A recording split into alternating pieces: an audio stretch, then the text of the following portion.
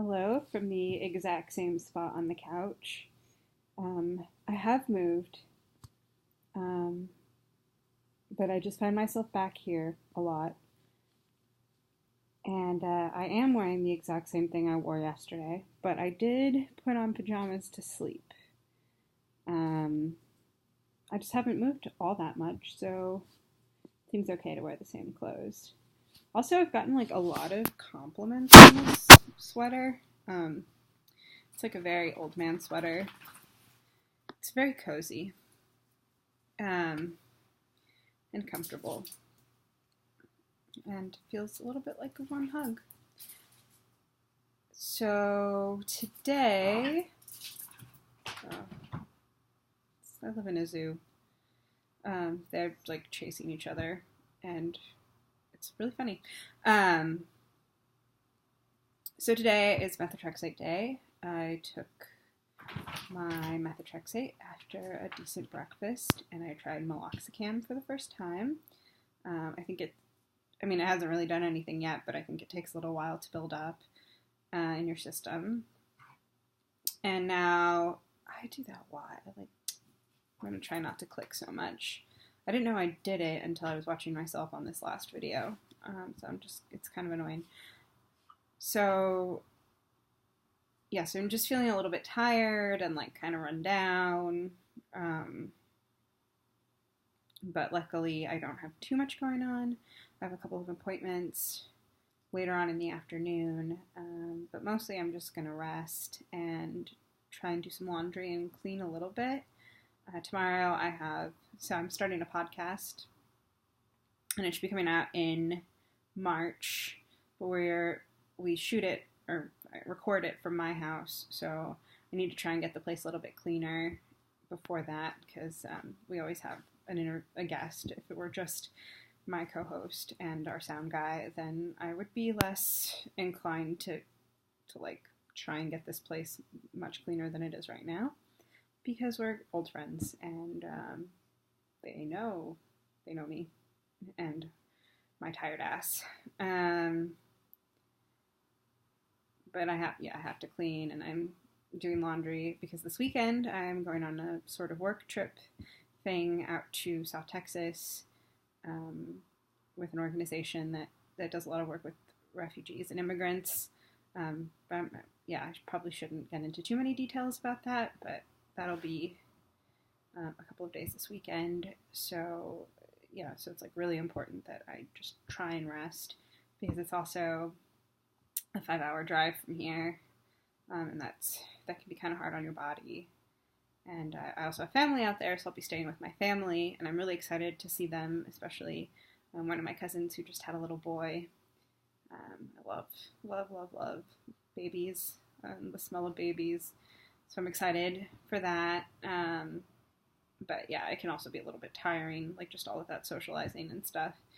So just trying to take it easy. Might just watch some Bob's Burgers, which is just so delightful. I feel that I'm just blanking on her. Tina. I feel that Tina and I are kindred spirits, because I definitely had that haircut and those glasses and was super awkward at around her age, I think is 13. So that's fun to watch. So I'll watch some of that and figure out what I'm going to do for food for the rest of the day. I don't have anything here, and such a pain in the ass. But it'll be fine. I'll figure it out. I live in a city. There are lots of options. So I don't have a whole lot to share today, but I am reading a book, sort of reading it. I've only read like 10 pages of it, because my concentration is not the best at the moment, but I started sort of reading this book about tobacco, and it's like about the history of tobacco and like the history of the human and tobacco relationship. It's pretty interesting, but I like stumbled on this part that I really liked, and that I'm going to try and take with me and like integrate into my own sort of thought process. they were talking about how in, I think it was like certain tribes in South America, they would do these rituals with tobacco. And so large amounts of tobacco can kill you. And, well, they can make you hallucinate and then like also kill you. And so what these shamans and healers would do is like as part of the ritual, they would take massive amounts of tobacco and put themselves in this like trance-like state where they could have died. And the reason they did that was because they believed that you could not be a healer if you had not wrestled with your own death. And I really just, I liked that idea as somebody who's been sick and at times has had like sort of these life and death situations,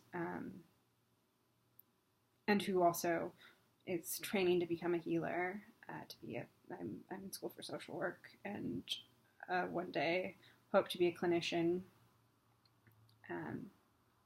It's nice to hear that sentiment, because I think sometimes there is some stigma about helpers who need a lot of help themselves, and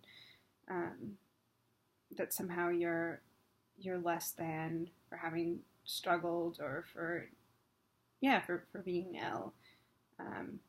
But in these tribes, it was viewed as a necessity to being a healer. And, that's like a concept that's come up over and over again, this idea of the wounded healer. It's not new. And I think there's a reason it's not new, because there's some truth to it, a lot of truth to it. It does make you a more empathetic person, somebody who's had to struggle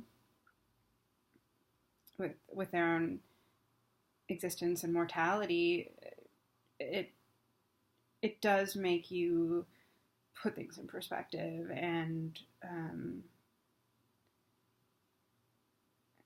not get so bogged down by shit that doesn't matter, and gives you like a greater appreciation for life, even though it's challenging. So that was something I read today and I liked, and I'm going to take with me, and hopefully it's helpful to somebody out there. I don't think anybody's actually watching these, which I'm pretty okay with, because it's